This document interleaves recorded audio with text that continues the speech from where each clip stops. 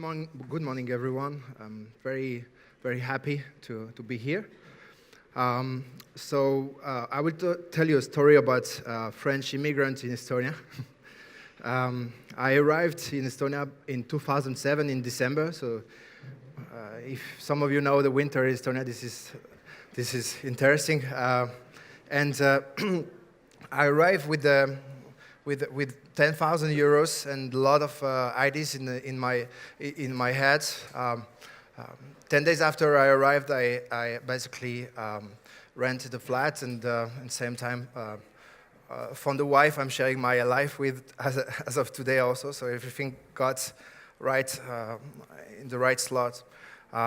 So what I have done and what I will present what I will present to you today is a web influence group. The group that we have created here in Estonia. And one of our main activities is online advertising. I will not have enough time to present you in details, and I would be very happy to do so, our products, but maybe you can catch me after this presentation. And I will tell you about Adcash and app mediation. Part of our activity here in Estonia 10 years later is also investment. And we are very happy shareholders of Taxify, of Slick, a brand new payment solution also made in Estonia that is very promising, and Natufia as well, the guys that you can find in the second floor here that are genius inventors of greenhouse for kitchens. Right, so I will try to make it a bit interesting because in the last 10 years, coming from not much, we succeeded to make it to the Financial Times 1,000 fastest growing companies in Europe, and I will share with you a bit of insights of how we've done that. Yeah, these are the different recognition we got here in Estonia. Our growth and development has been that tremendous that we made it to the top 100, to the number one fast company in Estonia. By Aripäev, the main financial newspaper here, and most competitive and innovative company. We are spending about 7 million euros per year into ad tech innovation and R&D here in Estonia. Quickly to situate our group of company, our turnover is a bit less than $40 million. We are 110 people in our group and split it between different offices. Our headquarters is in Tallinn. We also have office in Sofia and in Barcelona. Right, again, just for you to situate what is my jungle, ad tech is one of the most competitive tech environments on the side of fintech, or biotech or such business, but this is very competitive. There is a lot of money, but a lot of competitors, and the barrier to enter this market are basically reducing with the time evolving and the technology being accessible to smaller companies. So, few metrics for you, and I try to connect together with you with some quotes that I like that talk to me, and I hope they will talk to you as well. The opportunities are here for the ones that are basically playing the game. This is what is wrote here. And this is what Adcash is doing. We fight with Facebook, with Google, and other big players that get tons of funding in the US. None of my company have been funded. I mean, it's our money that we invested, and then we grew it. Later on in the development, we welcome some investment funds but this was already when the company was grown up. So the game for us is very much staying here and looking for opportunities. A bit about me. It's funny for you to situate also. I said it's an immigrant story, but it's not far from that. I just came from south of France, from a city called Lyon. I grew up in a 1,000 people little village, coming from a family that was not very wealthy. We were fine, but no business around and simple. And again, one quote that I really like, talk to me, is this Steve McQueen. I have lots of I try to cultivate similarities with this guy because I also love car racing, and it's very interesting to see how the financial insecurity just creates the eagerness for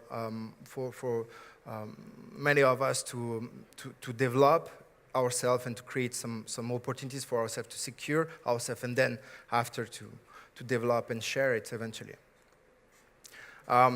Yeah, as a young kid in this small village up in the mountains, my ideas were very much about different funny stuff, and this was fueling my ambitions. I mean, I always looked up. I looked at the successful people. I looked how they done it, and try to replicate and beat them as well. This is a bit the start of my young career, and this quote from Nietzsche just followed me for the first year of my career. I started in the IT. I discovered internet after learning sales and marketing in the school. I started in fintech in France, and we grew the turnover from 200 to 100 million in 3 years. We listed the company in the Paris Stock Exchange, and then the big guys exited, and I wasn't the big guy at this time, so I just ended up like this guy on the bottom right. That was, I mean, I didn't got financially secure through this experience, but I become stronger, and the learning I acquired for this time investment I have done for these 3 years in my life have been giving me the key of the next step for the success. It shows me how unlimited is the internet business. There is no limitation in terms of clients. There is no limitation in terms of opening hours of your shop. And for example, at the peak of activity, Adcash, the on-site platform, is basically reaching 1 person on 35 on the earth. And this gives an incredible power to marketers and people that want to advertise products and services. Right? This is basically, I mean, this is true for every single business. The one that have successfully placed their business into the ecosystem of successful company in the market, basically must have seen such situation, right? It's most of the people will see a dead hand. And entrepreneurs, and from what I understood from successful entrepreneurs, that they are the ones that are putting the light in the middle of the dark and seeing opportunity where there is no for others. Again, I truly agree with this quote that is here, and you can think that some entrepreneurs are a bit different, and basically, their ignorance and their confidence are the recipe of their success. They go straight forward, full throttle, when some people are asking themselves some questions. Of course, the situation is the same for everyone. Before to succeed with Adcash, we have launched multiple projects that have failed, including a platform for advertising in the gambling business. We launched also some publishing website. We wanted to be a publisher, and this is where I gain a lot of respect for publishing companies, the people that are editing websites, because becoming at a high scale in this activity is very complicated. Right, this is how we've seen ourselves, my team and myself, for the past years. We're not very corporate, and we believe that cooperative environment is important for processes, scalability, and obviously my CFO will not agree with too much with that, but we need some security and some processes. But the business developers and myself, the product managers in our company, are basically living in a very hostile environment.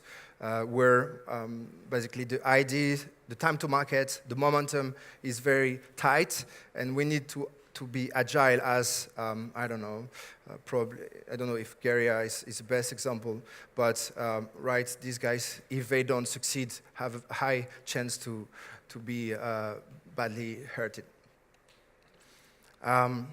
Right, coming back to this, to my story, as I mentioned, we grew the company from an investment. The first script I acquired back in 2007 cost me 3,000 euros. The last investors in our company entered with a valuation of 80 million euros. This is quite a good yield in a couple of years. And we have done that through different steps of development. And you can see here the building where I had my first apartment when I arrived in 2007. I've been working for 1.5 years in the 30 square meters kitchen that my wife was nicely sharing with me. And then after that, we rented an apartment. I gathered some IT talent and some of the people that are still with me as of today. There is on the picture there is the head of traffic. There is the CTO. There is the CEO of the company. And this picture has been taken in 2009. And we were in an apartment. In the morning, I was coming into the apartment, knocking in both doors of the room, and there was 2 developers sleeping in each room, and we were starting our work together with loud music and on the kitchen table. The funniest anecdote also is that as a French, we have a different understanding also of the wording and the meaning of some words, and the first Adcash name was cash traffic.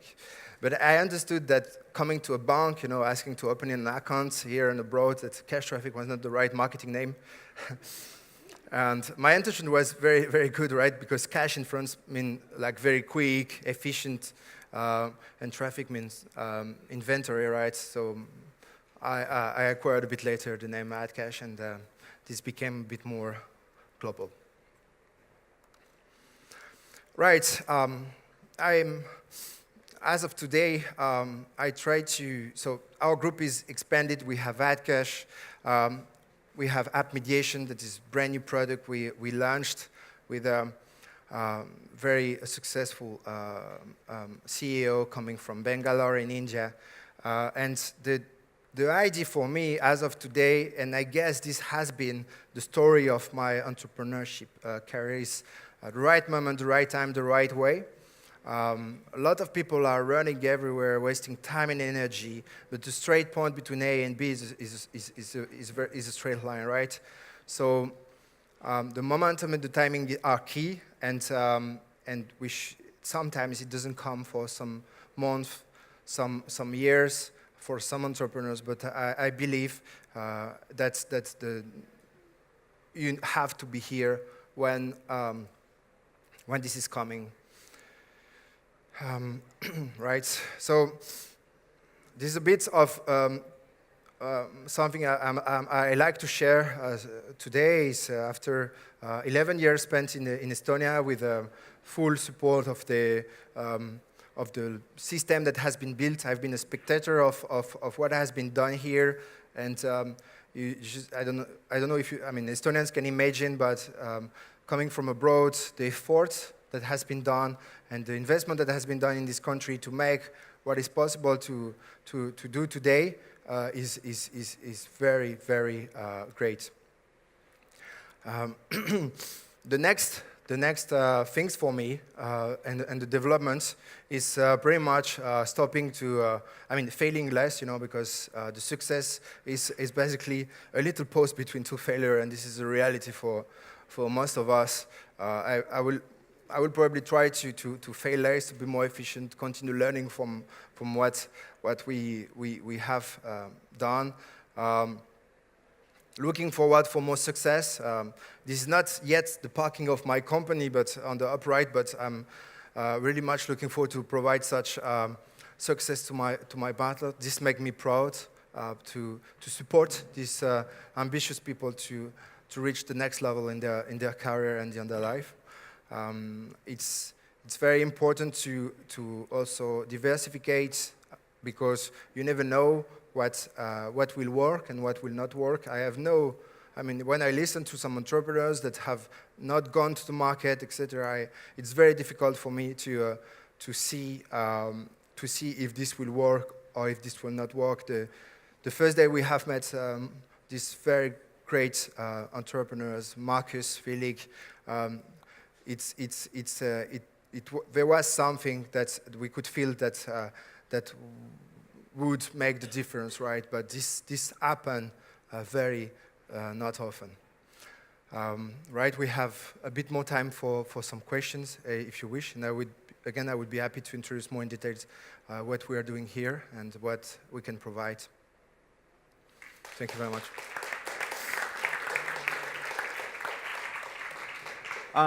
Let's take one question from the audience. There, we got one right there. Leo from Startup TV. I'd like to ask you, what's been the biggest obstacle in Estonia once you started here? Well, the problem at the start was for our, we succeeded by bringing to more developed countries as Germany, USA, or France, to connect some advertisers from abroad. So French are not very good in English, so we were picking up some Asian game studio or US game studio, bringing them to France. But the problem with the French customer was basically we were asking, okay, is Estonia is an offshore place? Is it? They were comparing Estonia with Seychelles or British Virgin Islands or some place like that. And I've been at least with some customers being the first one to explain them and to take some time to promote Estonia. And then we got the full support from the government, and it's more and more evident when some president of France visits Estonia. There is no doubt today that Estonia is in Europe. It took a long time for people to understand Estonia is a European country, and yes, we have euro. It's still, for some reason, it's still difficult to open a bank account with an Estonian company in a Bank of America. It takes some. You need the right connections, but it's getting better. This is the first obstacle, and then probably the size of the country. I mean, people are it's 1.2 million inhabitants. The quantity of developers, of engineers, of product managers, head of marketing is limited. But this is how you've seen. We have office in Sofia, in Bulgaria. We have office in Barcelona. We're global, and this is how we solve the issue. We take the best out of the situation here, and we basically find solutions also abroad in Europe. Thank you. A little gift for you. Thank you very much. Thanks. Thank you, sir. You saw some racing pictures. Interestingly enough, I just found out that our next speaker is also a world-class racer. It's interesting, we're starting to get a pattern here.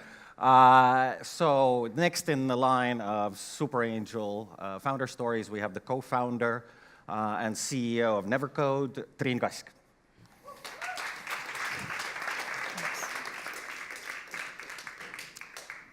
Good day, good people.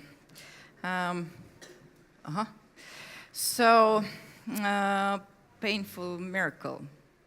Sounds kind of like contradicting, so let's dig into this contradiction. What do I mean by that? Painful miracle.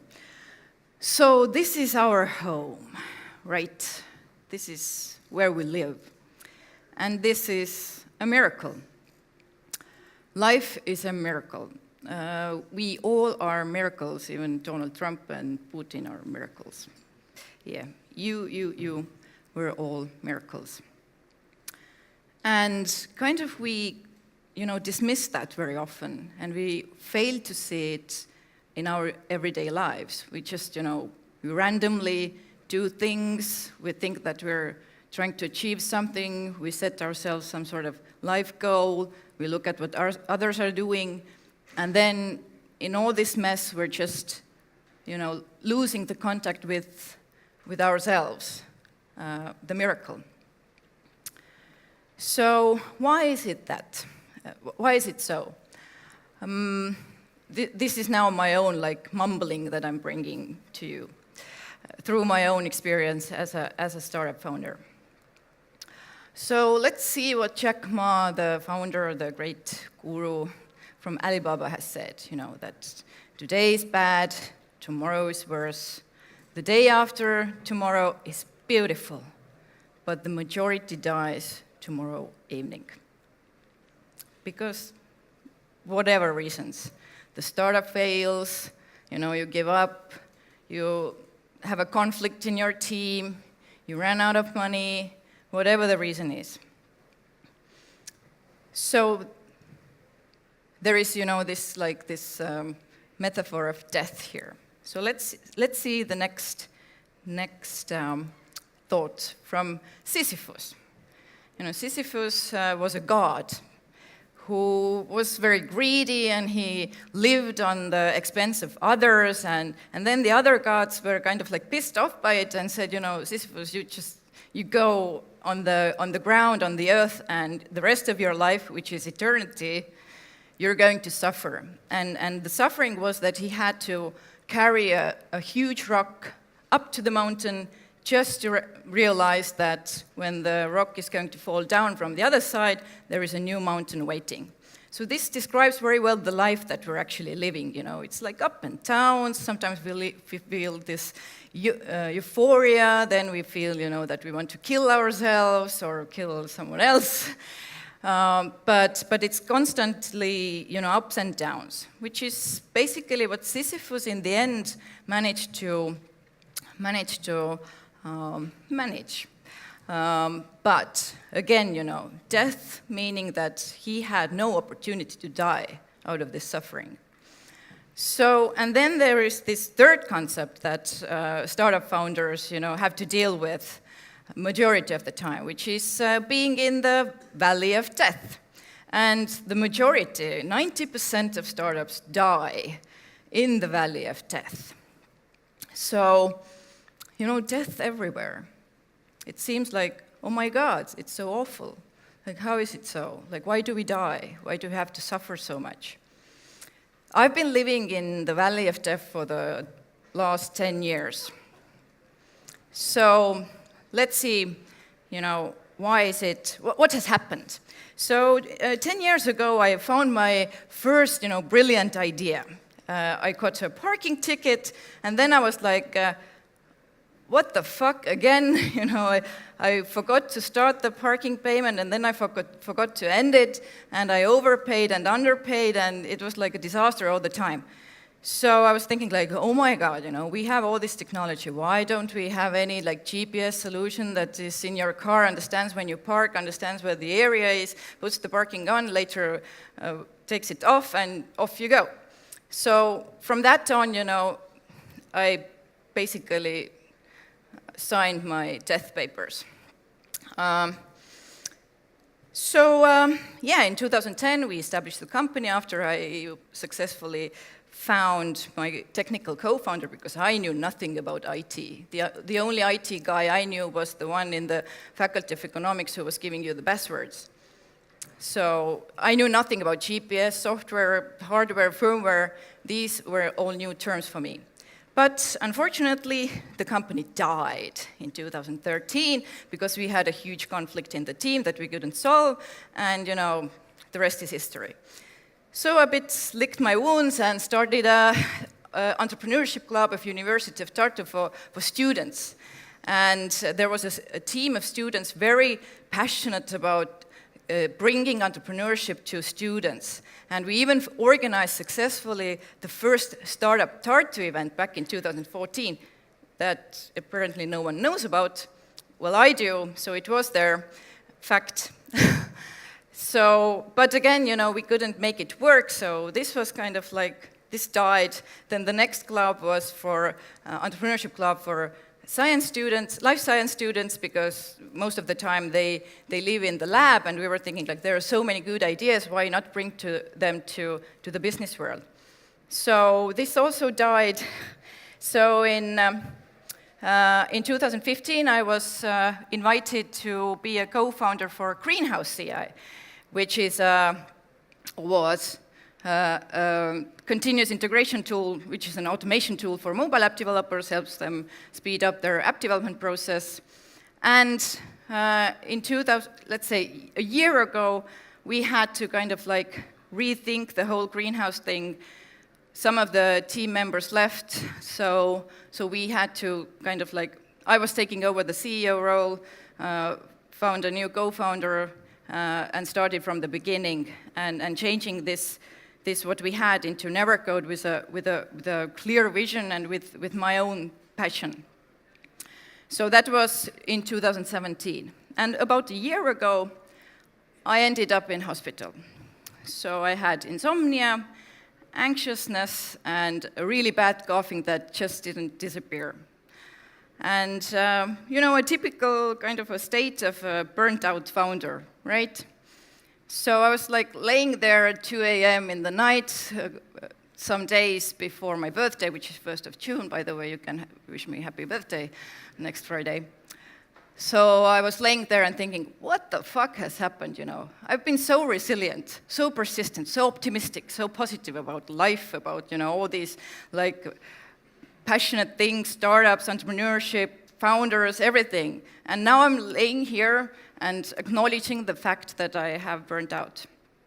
And, okay, this slide was supposed to be like, burnt out. This is me a year ago. Can you see, look at me now. Nothing like that, right? But that was me. So I was a living hell. All my cells were burning. So I was laying there and I was thinking, okay, Triin, you can do this. You have to just find the right perspective, how to handle what is happening. And I started to think, like, why was this happening to me? What was the cause? And the cause was fear. I was afraid of failing. I was afraid of death. I was afraid that my startup is not going to survive, because we were supposed to close our investment round in January, and even by June, we still didn't have the money on our bank account. So we had to let amazing people go. We had to forget all about our growth plans and just bootstrap and stay alive. So this fear was like, I'm letting everybody down. I'm letting my teammates down. I'm letting my shareholders down. Above all, I'm letting my family down, who has been supporting me all this time and always believed in me. And here I am, just running around crazy, and nothing good is happening out of this. So in this moment when I realized that it is fear that has put me into this situation, I came back to my old friend, Saturn. So I remembered that I always looked at problems from the Saturn perspective. What does it mean? If you're a Saturn or live on Saturn, what the fuck, you don't care what is happening on Earth. You don't give a fuck about Elon Musk going with a spaceship to Mars, or Jeff Bezos doing it. You don't even know these guys. These guys do not exist. So me, I do not exist. My problems do not exist. This is all a big joke. So I was, laughing about this idea with my friend Saturn, and momentarily the fear disappeared, because I understood, that this doesn't matter. And I remembered that life is a miracle. Like Saturn is a miracle. The whole universe is a miracle. And I just slowly got myself back to this everyday thinking, how much miracles are happening every day. Even death is a miracle. We're trying to become the unicorns, and very many companies don't even smell the shit of a unicorn. And remember, shit is also a miracle. So I learned again to live in love, because love is the greatest energy, the greatest power. love is endless, love is forever, love knows no space, no time, no nothing. And I'm not talking about this love, between men, women, women, men, that ends up in some sort of sex course. So I'm talking about this universal feeling when we feel this overwhelming feeling towards everybody and everything, and we feel united and we're all together in this shit, in this miracle. So we're all together here. And then last night, because I have a jet lag, I just came from US. I only sleep like couple of hours in the night. So I remembered a letter that was written by my childhood friend, who unfortunately died in 2009 because of cancer, and she was only 32. So it's in Estonian, so I tried to translate. So what she wrote, okay. She says, "You don't need to mourn me. I am just going to my God. And this makes me actually really anxious. I can get free of my body in pains and become a spiritual being. Also, others' deaths have actually made me feel very impatient. And that happened to me after I found my religion, after I found my faith. Before that, I really was afraid of death a lot. So when other people were dying, I was impatient. I wasn't sad. I was actually praying for them so that their soul can find peace and their way. Because what is grief? Grief is just our selfish feeling when we lose somebody, when something is taken away from us, when the startup is taken away, when it fails. This was my line, Okay, so, and then she said, sooner or later we all die. You die sooner, you later. You even more later. I maybe die tomorrow.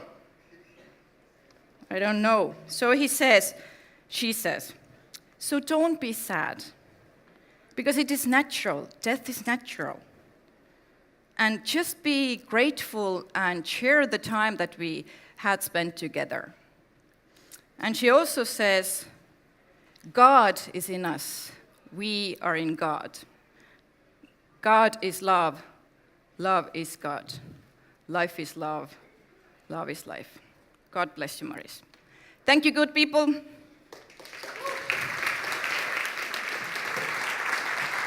We have enough time to take a question, so anybody from the audience? Yeah, I'm ready. Bring it on. You blew them away. Do you see that? I think it's too much honesty for the Nordic crowd. This is like the episode in Silicon Valley where the guy says he's a Christian and everybody's like, oh my God, can we work with him? You guys have seen it, obviously, the ones that are laughing. Any questions? No? You can come later, I know that you're thinking about this stuff. You have to digest. I think Estonians should be all Catholics. They could go to confession, have a little booth separately. They could tell their things quietly. But I guess that's what the sauna is for, so. Yeah, exactly. Thank you very much. Thank you. Thanks. Thank you. Well, we've heard a lot of really, I think, heartwarming stories, very sincere stories that really echoed some of the thoughts that the founder of Autobahn was talking about yesterday. Also, the pressure that the CEO is under and the founding team. Not to put any pressure on our next presenter, but he is the founder and CEO of one of our portfolio companies at Change Ventures. So you're going to bring in the fund, right? That's why we invested times 10. So Marko Russiver, Guaana.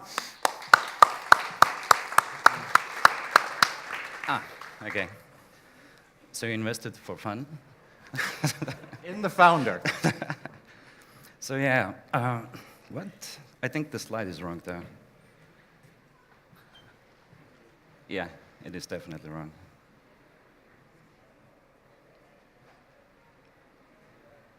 Sorry about that. Anyway, there's a weird topic going through all these speeches now. It's cars and death. I was almost killed by one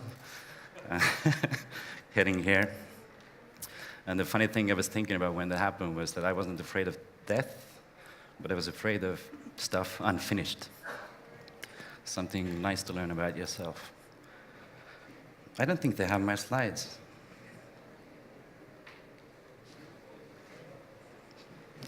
So, anyway, I'll go without them. About a year ago, a really important person in the Dubai government asked me a question. And that question was, you're now working with one of the most innovative governments in the world.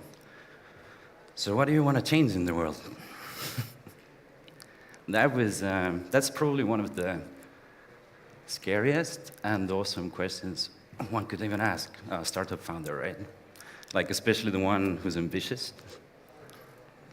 And during that moment, well, the person who asked me was high-level Prime Minister's office employee, CEO of Dubai Future Foundation.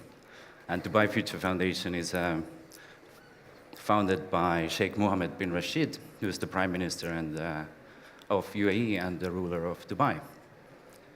So this guy asked me that question, and that question kind of,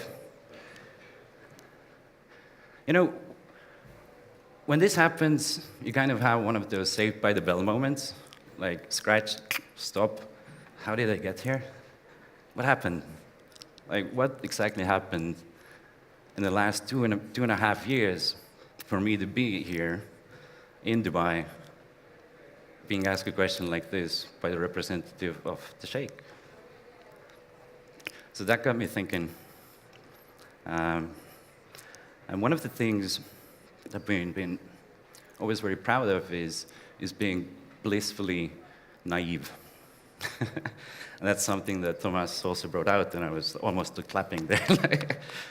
I'm a designer. I've been a designer most of my life. And when someone thinks about design, they usually think about graphic design, and that's not wrong. But most of that design thinking as such is, well, the foundation is the thinking, the way you approach problems. And apparently I was quite good at it. So I was working with a science park in Estonia because they connected to me as a client and asked me, could you please audit us because I don't think we're very efficient. And I did. And what I saw there was a bit disturbing for me.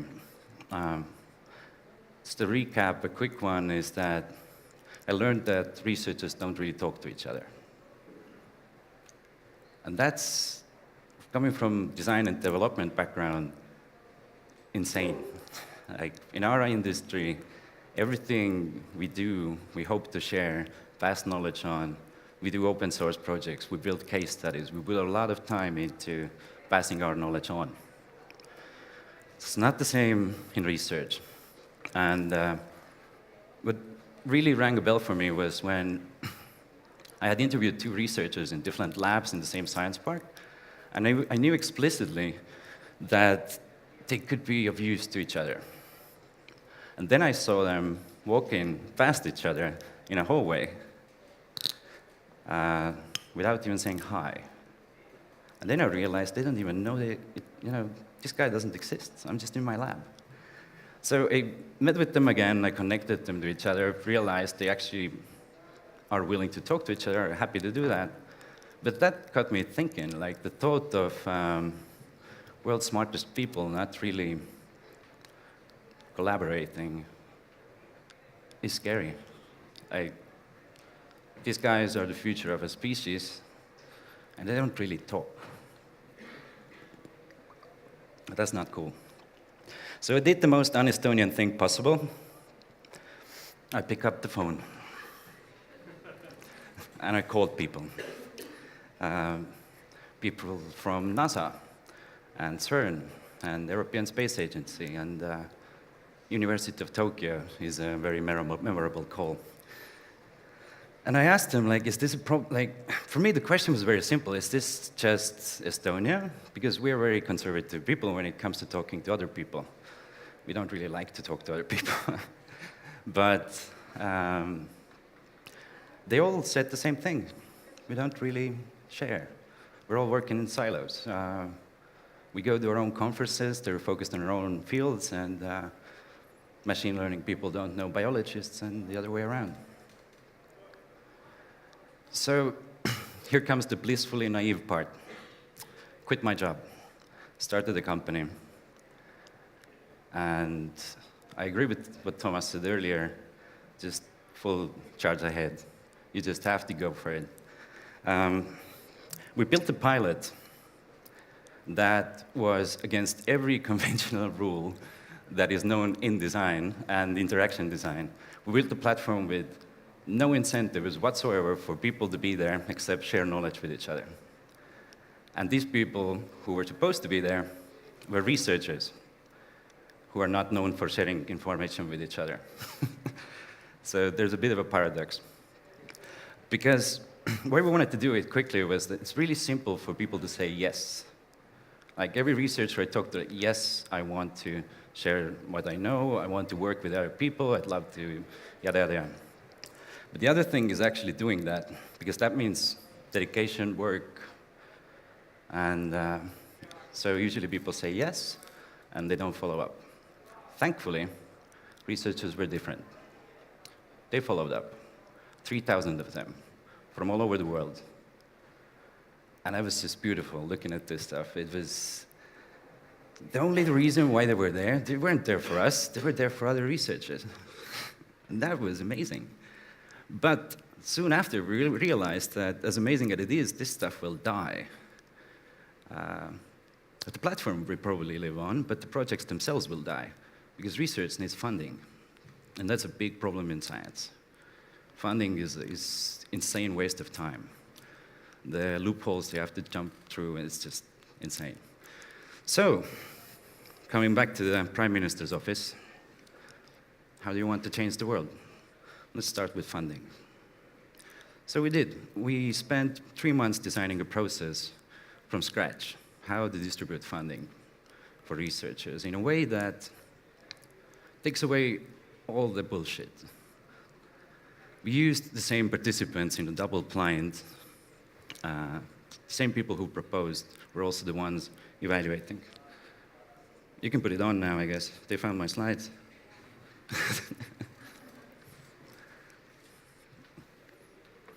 Hi.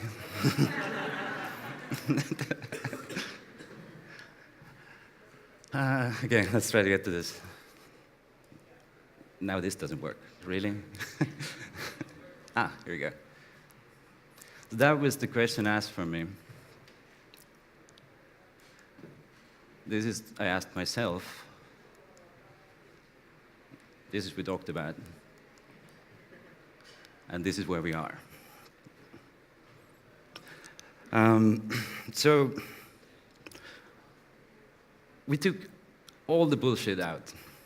And it was insane in a sense that we worked with the best people in the world, the top experts, people who have run funding agencies for nations, and they said, if it works, it's going to be amazing. But it is they always said, it's a very traditional industry, man. Like, I'm not sure if we want to bet on that. Well, we did. And it went beautifully. This is the pilot result. We ended up with 260 proposals from all over the world. And these are insanely good universities. And the researchers we've talked to, we asked them why are you jumping in? Because we didn't give them a lot of money. Like, MIT researcher doesn't really care about $16,000. Like, it's not that much. they came for the process. It was painless. It was easy for them. It didn't take that much time, and they were part of something new that actually connected them with other people. And that was the key thing why they showed up. And the proposals themselves are amazing. I would recommend going to the website in a few days. All of these proposals will be public. That's another thing they loved. No more putting up walls between people. Like, for people to actually work with each other, they need to have all the information, right?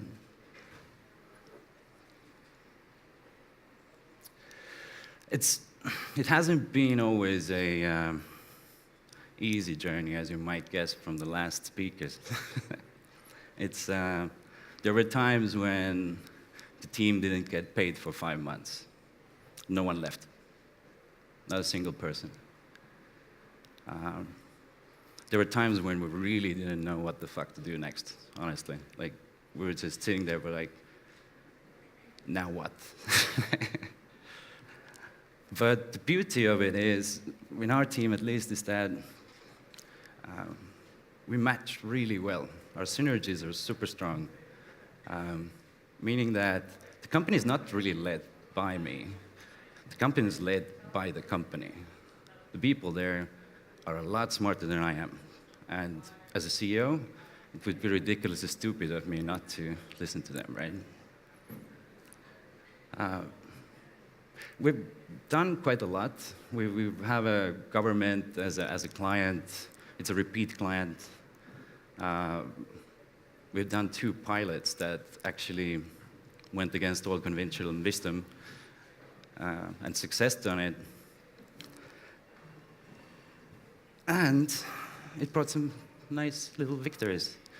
Jeff Bezos does exist. So one of the really proud moments for me is that a friend of mine, Dr. Noah Radford, who's a chief operating officer of the same Dubai Future Foundation, he showed up here, picked up his e-residency card, talked with LinkedIn, and went to a bank to validate himself. That feeling, like I've been around the world everywhere, and I've always been asked about e-residency, and I always proudly talked about it. And this was one moment. A lot of my friends are e-residents, but this guy flew in. I love that, you know. And meeting, Dubai is a beautiful place. You randomly meet with Jeff Bezos and El Gargawi, and they ask you how you're doing, what you're doing. He said, count me in at the end of the talk. I mean, it was a nice thing to say, but we don't really know what that means yet. So we'll see. And Sheikh Nahayan is an amazing person, Abu Dhabi royal family. And the biggest surprise has been the Innovator Under 35 Europe thing. I'm not saying these things because, look at me, I'm doing all this crazy shit. No, I'm saying this because we took some really heavy challenges head on. Things that, like, Nature, Elsevier, massive billion-dollar companies could have done themselves, but they just didn't, I guess, believe in themselves. The same thing as you said, they had too many questions, I guess. And that's the key thing. Like, if there's one thing like, if any one of you want to learn anything from my mumbling up on this stage, is that go for the impossible. Like the pilot one we said, I told you about, where the research was supposed to collaborate with each other, and they did. We were called batshit insane by people who are now advising us. So it's a bit of a touche there, huh?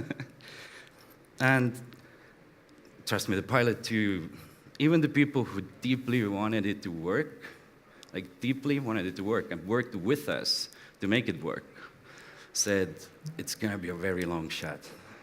And it worked. So that's how it works for me. Like, if someone says something's impossible and it's not against the laws of physics, then I'm kind of interested. It just makes sense to me. Because that's where the biggest change comes from. That's where the biggest growth comes from. I mean, incremental shit is important, right? Okay, and we couldn't live without it. But I'm more interested in the hard challenges, the stuff that actually challenge you back in a way. Thanks. Stay alive.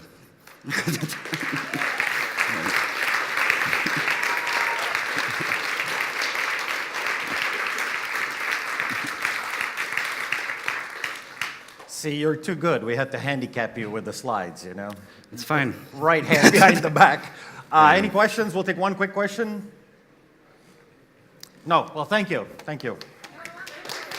There is one question. Look at that. Hey, Hello. Why Dubai of all places? they called me. Why did they call you? Okay, how much time do I have? You have 140 characters. Oh, shit. I used already. Oh, no, I'm all up, right? No, basically what happened was there was an article about us that was, for some unknown miracle in the universe, translated to Arabic, and Sheikh Mohammed bin Rashid saw it. So he told people, hey, we should work with them. Because UAE itself doesn't have a national research fund. And at that time, they didn't even know that we're going to work on the funding thing. They knew that we are working on getting people to share knowledge with each other.